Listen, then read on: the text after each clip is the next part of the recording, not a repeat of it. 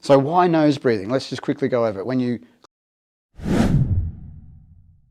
close your mouth and breathe through your nose, you actually activate your diaphragm. That's the muscle. Does everyone know what the diaphragm is? It's like a half moon muscle just under your rib cage.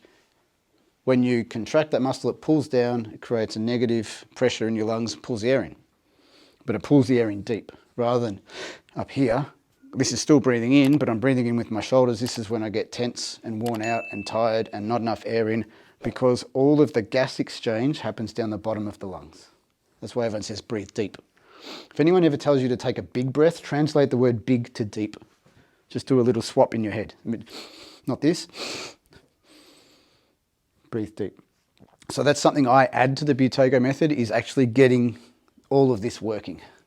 Getting the ribs working and working on the volume as well. It's not part of the Buteyko method. I call it Buteyko Plus. So it's a little bit on top of what most people will do with this method. When you breathe through your nose, and you'll know this because if you've ever slept overnight with your mouth open, you wake up, what does your mouth feel like? Dry. It feels irritated down the back of your throat. That's because your mouth... I've had that before. Yeah, it's terrible. Yeah, I don't like it. Do you like it when you wake up like that? And you often wake up tired. So I've got a couple of ideas. I know I keep pointing to you, Tide, because you look like I feel... Because a lot of tiredness is gas exchange. If you don't get the oxygen around your body, and everything moves. And this is why kids get tired in classes at school. It's why we get tired if we're working on a computer by 2 o'clock, we want to have 4 coffees and go home. Because more likely than not, we're not breathing well.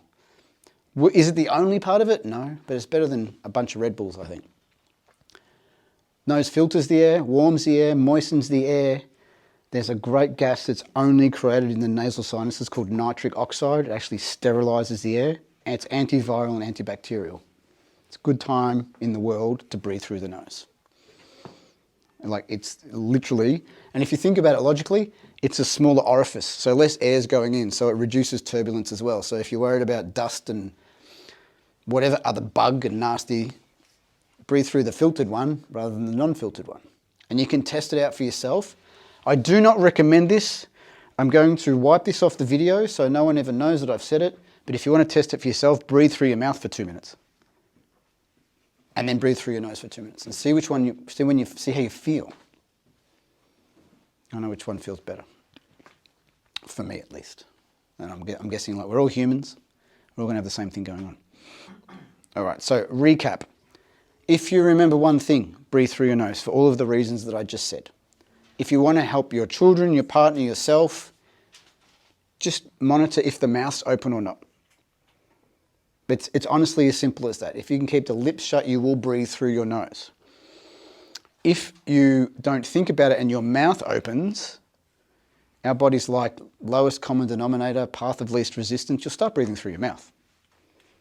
You just will. It just happens. And you see it all the time with kids that aren't paying attention. And that's why a lot of kids have breathing dysfunction.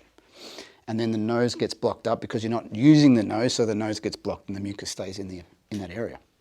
It's this weird kind of... Is that the situation where you feel like, you have that panic kind of breathe, you need to get a lot of air into you, and obviously the mouth is that first kind of... Exactly.